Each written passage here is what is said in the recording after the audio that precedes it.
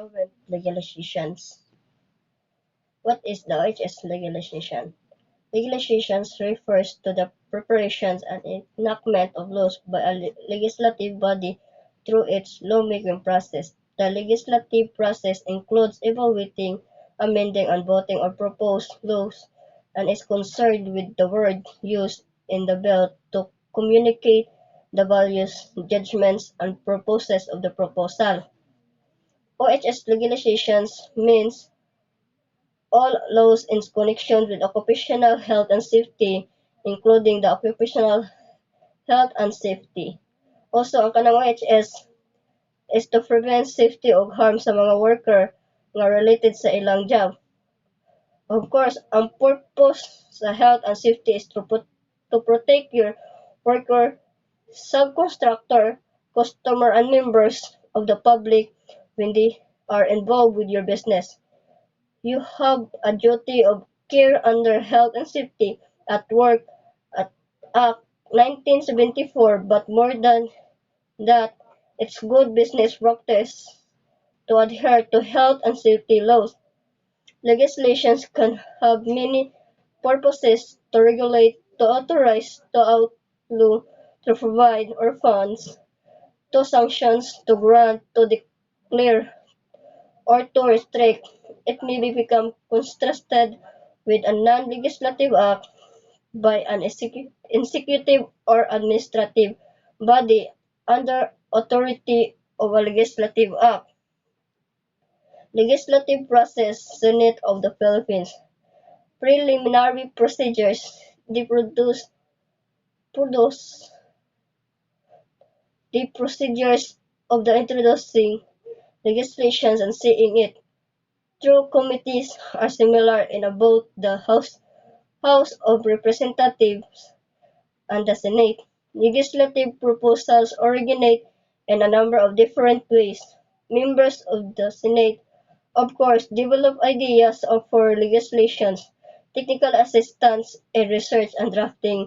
Legislative language is available at the Senate Legislative Technical Affairs Bureau, special interest groups, business, religious, labor, or urban and rural poor. Consumers, trade associations, and the like are other fertile sources of the legislations. Constituents, either as an individual or groups, also may propose legislation. Frequently, a member of the Senate will introduce such a bill by request with whether or not he supports its purposes. It must be noted also that much of the needed legislations of the country today considered by Congress originates from the executive branch. Each year after the President of the Philippines outlines his legislative program in his State of the Nation address, executive department and agencies transmit to the House and the Senate drafts to the proposed legislations to the President program. Ang mga pamaagi alang sa pagpaila sa balaod o pagtan-aw nini nga pinaagi sa mga committee pareha sa House of Representative o sa Senado. Ang mga constituents bisag ingon nga individual or grupo mahimo usab mo suggest og balaod kanunay ang usa ka miyembro sa Senado mopaila sa ingon nga balaodnon pinaagi sa paghangyo bisan kung gisuportaan o dili ang mga katuyuan niini. Introductions of bills. No matter where a legislative proposal originates, it can be introduced only by a member of Congress. In the Senate, a member may introduce several types of the bills and resolution by filling with the office of the secretary. There is no limit to the number of bills a member may introduce House and Senate bills may have joint sponsorship and carry several members' names. So in making of bills in lieu, naadyo'y moris about sa bills na i-implement but naadyo'y usa ka Congress member nga mo introduce about it. Din sa giingon diri dili ra kay usa ang ma-raise nila nga bill but it depends sa kinadaghanon. But also congressional bills are legislative proposal from the House of Representatives and Senate within the Philippine Congress. There are 8 different types of bills. There are numerous different bill versions that track a bill through the legislative process from introduction through passage. Major legislations often introduced at both houses in the form of companion or identical bills, the purpose of which to speed up the legislative process by encouraging both chambers to consider the measures simultaneously. Sponsors of companion bills may also hope to dramatize the importance or urgency of the issues and should broad support for legislations. After both House and Senate have approved bill in identical form, the bill is sent to the President. If the President approves the legislation, it is signed and becomes law. If the President takes no actions for 10 days while Congress is in session, the bill automatically becomes law. Types of legislations. The types of measures that Congress may consider and act upon, in addition to treaties in the Senate, include bills and the 3 kinds of resolution. They are bills. These are general measures which, if passed upon, may become law. A bill is prefixed with followed by number assigned the measure based on the order in which it is introduced. The vast majority of legislative proposal recommendation dealing with the economy, increasing penalties for certain crimes, regulations on commerce and trade, etc., are drafted in the form of bills. They also include budgetary appropriations of the government and, and many others.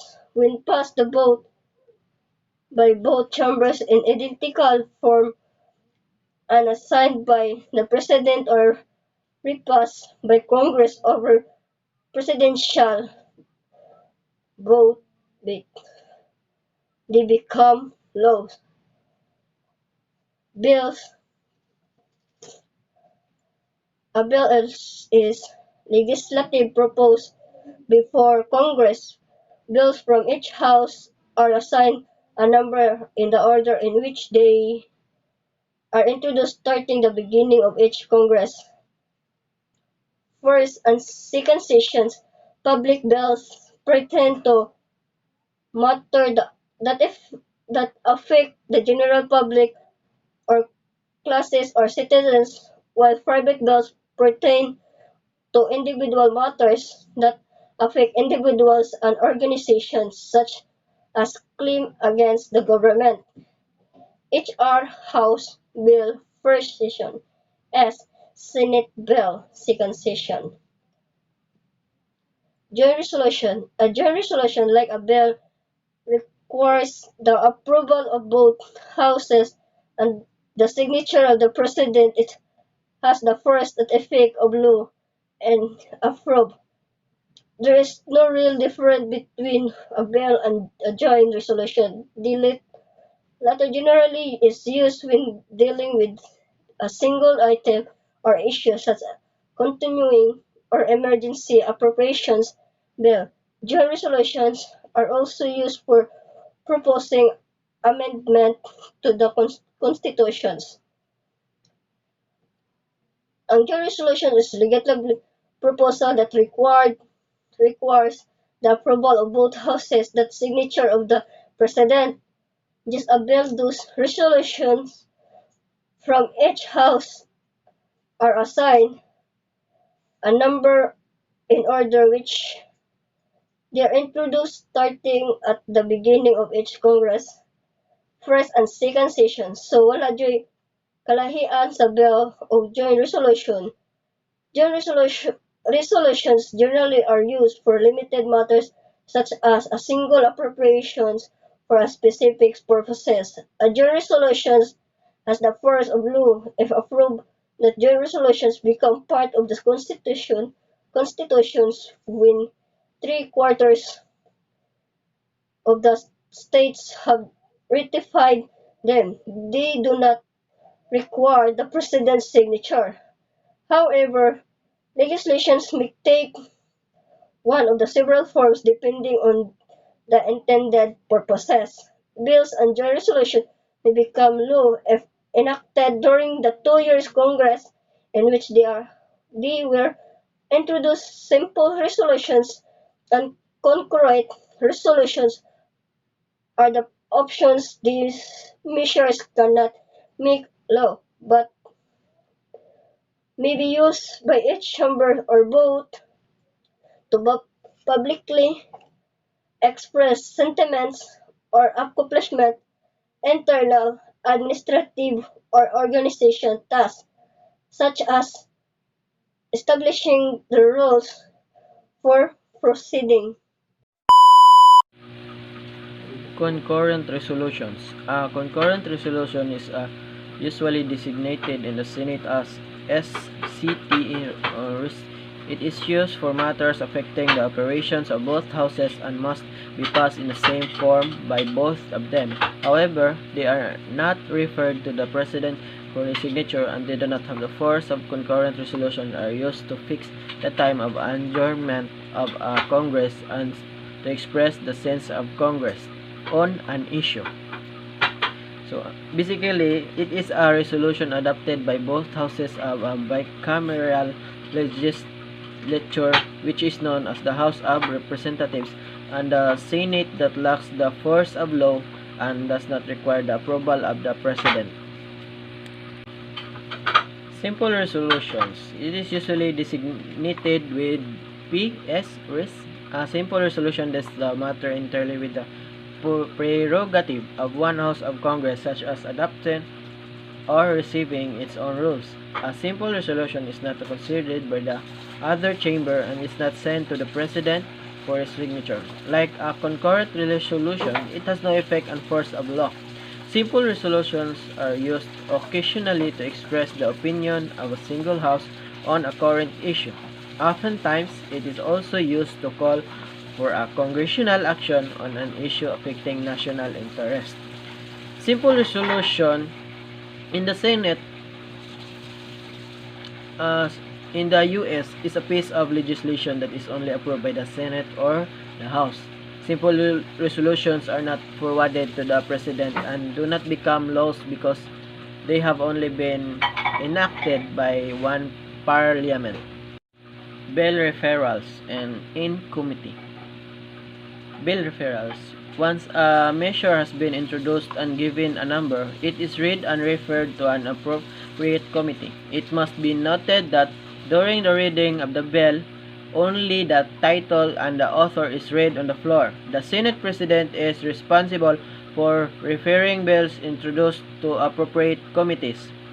The standing committees of the Senate, operating as little legislators, determine the fate of most popular.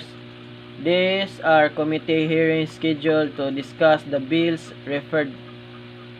Committee members and staff frequently are experts in the subjects under their jurisdiction, and it is at the committee stage that a bill comes under the sharpest scrutiny if a measure is to be substantially revised. The revision usually occurs at the committee level. A committee may dispose of a bill in one of several ways. It may approve or reject the legislation with or without amendments, rewrite the bill entirely, reject it, which essentially kills the bill, report it favorably or without recommendation, which allows the chamber to consider the bill at all. So, bill referrals in committee. In the Senate, bills are typically referred to committee in a similar process, though in almost all cases, the bill is referred to only the committee with jurisdiction over the issue that predominates in the bill in a limited number of cases. A bill might not be referred to committee but instead be placed directly on the Senate calendar or business through a series procedural steps on the floor. Conference committee action. Calling a conference. Either chamber can request a conference once both have considered the same legislation. Generally, the chamber that approved the legislation first will disagree for the amendments by the second body and will make a request that a conference be convened.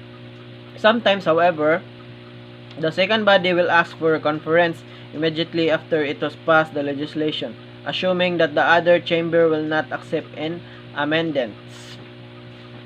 Calling a conference. So, once both chambers have studied the same papers, either can ask for a conference. In most cases, the chamber na nag-submit sa legislation sa sugod mo object sa changes na gihimo sa second body and mo ask and submit for the convening conference. However, usahay ang second body kay mo request og conference dito after passing the bill, anticipating na ang biggest chamber di mo accept sa ilang gihimo na revision sa paper. Selections of conference. Under the rules of the Senate Rule 11 siguro na. Section 34. The Senate President shall designate the members of the Senate panel in the conference committee with the approval of the Senate. The Senate delegation to a conference can range in size from 3 or to the larger number, depending on the length and complexity of the legislation involved. So, selection of conference. The Senate President with the Senate permission must appoint the senator who will serve on the conference committee in accordance with Rule 12, Section 34 on the Senate rules. The size of the Senate delegation to a conference can range from 3 to more depending on how long to complicated the relevant legislation is. Authority of conference. The authority given the Senate conference theoretically is limited to matters in disagreement between the two chambers. They are not authorized to delete provisions or language agreed to by both the Houses and the Senate as to draft entirely new provisions. In practice, however, the conference have wide latitude except where the matters in disagreement are very specific. Moreover, conference attempt to reconcile their differences, but generally they try to grant concessions only in so far as they remain confident that chamber they represent will accept the compromise. Authorities of conference. The power of granted to the Senate conference is supposedly restricted to issues with the two chambers disagree. They are not permitted to alter clauses or terminology that was approved by both the House and Senate, much alone created brand new clauses. In reality, though the conference have a lot of freedom unless the disagreements are about very particular issues. Additionally, conference make an effort to come understanding, but often they only make concession when they are convinced that chamber they represent will accept the compromise. The conference report. When the conference have reached agreement on a bill, the conference committee staff writes a conference report indicating changes made in the bill and explaining each side's actions. Once a conference committee completes its work, it can now be submitted to the floor for its approval. Debate on conference reports is highly privileged and can interrupt most other business. Approval of the conference report by both houses along with any amendments on this agreement, constitutes final approval of the bill. The conference report, the power granted to the Senate conference is supposedly restricted to topics of contention between the two chambers. They are not permitted to change any clauses or language that the House of Senate have both approved, let alone create brand new clauses. In reality, though, the conference have a lot of freedom unless the points of contention are extremely specific. Additionally, conference make an effort to resolve their differences, but typically they only make concessions in cases where they are still confident that the chamber they represent will accept the agreement.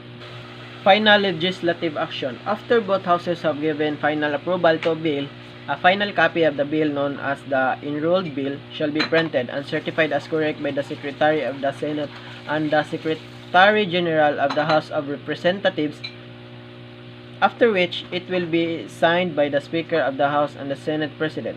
A bill may become a law even without the President's signature. If the President does not sign bill within 30 days from the receipt in his office, a bill may also become a law without the President's signature if Congress overrides a presidential veto by two-thirds votes. Lastly, in the final legislative actions, a final copy of measures referred to as the enrolled bill is printed. Once both chambers have given their final consent and is verified as accurate by the Secretaries of the Senate and the House of Representatives, the Speaker of the House and the President of the Senate will then sign it. If the President kay di siya mo sign after 30 days of arrival sa iyang office, ang bill kay may mahimo ri gyapong law bisan og wala iyang signature. Presidential veto may also be overridden by Congress by a two-thirds vote, in which case the bill will become a law without the President's signature.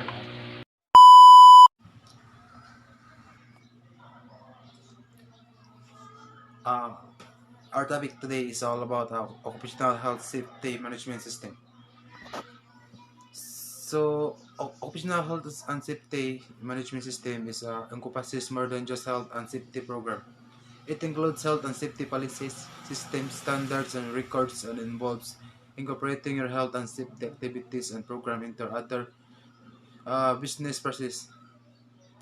Having a system improves your ability to continuously identify hazard and control risks in your workplace. Consult with a certifying partner on how the health and safety program can be part of your health and safety management system. So, components on effective occupational health safety management is the scope and complexity of the system may vary depending the size, hazards of the workplace, and the nature of the work performed.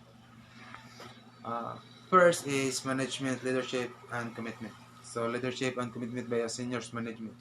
The CEO's management provide the vision, establish policy, set goals, and provides resources and to lead support the implementation of your occupational health system, management programs, and so management. So as a leadership, ikaw, so magkuha ka sa iyong mga employee for mga safety.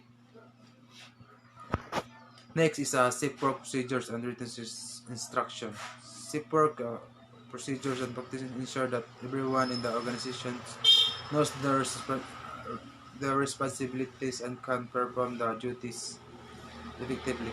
There should be safe work procedure on the organizational level, such as conduct a risk as well as the worker level, such as how to lock out properly. So as a ikaw employee, dapat magtrabaho ta safety gyud o tay mga accident nga mahitabo sa aton palibot. Next is a health and safety training and instruction. Everyone in the workplace, from senior management to frontline workers, need to understand responsibilities it comes to maintaining a health safety workplace. So, mas importante gyud ang aton health. Unsa man nimo pagtrabaho kung masakiton ka. So, di ka madawat sa kumpanya. Employees must ensure that workers are trained, so qualified and competent to perform their tasks. So dapat makuha gid sa ano to mo apply ka nya dili man day ka makasud, iyagi pa mo kag training sa. So dapat kuan masinati na nimo unsay trabaho nimo kay. For example, kung trabaho ra ka dito, nya wala di ka kabo kung unsay mo buhaton. So dapat ma-train gid ka nya, qualified pud ka sa ila gipangita nga as a employee. Next, identifying hazard and managing risks. In your workplace includes and identifying hazards, assessing the risk of hazard present, and controlling the risk to prevent your workers from getting injured. So atong gitna ang mga atong gitna likayan ang mga accident. Next is the inspection the premises, equipment, workplace, or work practices. So work inspection can up to hazard and prevent unsafe working condition from develop. So sa di ba ta trabaho atong sa inspection non ng atong palibot basin naday magapo nakalimtan nya karon duty ka may pagsuod nimo dito na dito mga kuan dito bitan na wire dito nya gichok nakalimtan og ibot nya natamakka nimo na outlet natamakka na buak so mga kuan gitu mga cause sa accident. So dapat impeksyonon sa nato usa ta mo trabaho. Next, investigation of incident. Conducting incident investigation help and identify immediate and root cause of unsafe condition. It also benefits ways to prevent similar incident from happening in the future. The Occupational Health and Safety Regulation has specific requirements for incident investigation or documentation reporting them. So, kuan gani mag-investigate siya kung unsay nitabo. Panalit na nitabo dito so atong gichab kung ano na ingani ni, ngano na disgrasya ni. So, mangita kita ko kamatuoran. So, next is a program administration. Regularly assisting how your organization is doing when it comes to meeting and help safety and goals to essential in improving your management system. Maintaining accurate records of OHS management system activities will provide useful information to help. So, next is Joint Health and Safety Committee and Representative. Joint Health and Safety Committees and Health and Safety representatives assist the organization by bringing other employees and workers to jointly identify the resolve and health safety issues in your workplace. You can also participate in implementing OHS. So, mapuan kita sa kanang kahitang dahil mga po sa atong kumpanya, atong sa mga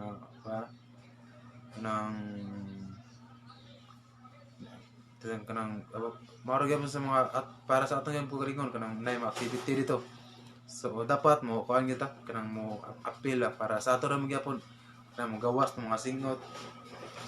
So dapat mo join sa kuan para na pa tayo daghan ma-learn ba about sa aton health kay example nya inganera ka wala kay po okay na minawon kan makasingot ra ko gamay nya kuan na exercise ko lakaw okay ra day pero mas nakapag dito yung mga kuan sa kanang ma-learn ta sa mga kuan na mga ta about sa mga health. Next is occupational health and safety programs. So are essential part of our OHS management system. Next is a system audit. COR auditors reviews the case aspect of OHS management system to ensure that it's qualified and effective standard and guidelines. This help maintain celebrity the value of it. So tapos mag-audit ko atong gid kanang ang unsay na tabo. So that's all for our topic and good day. Thank you everyone.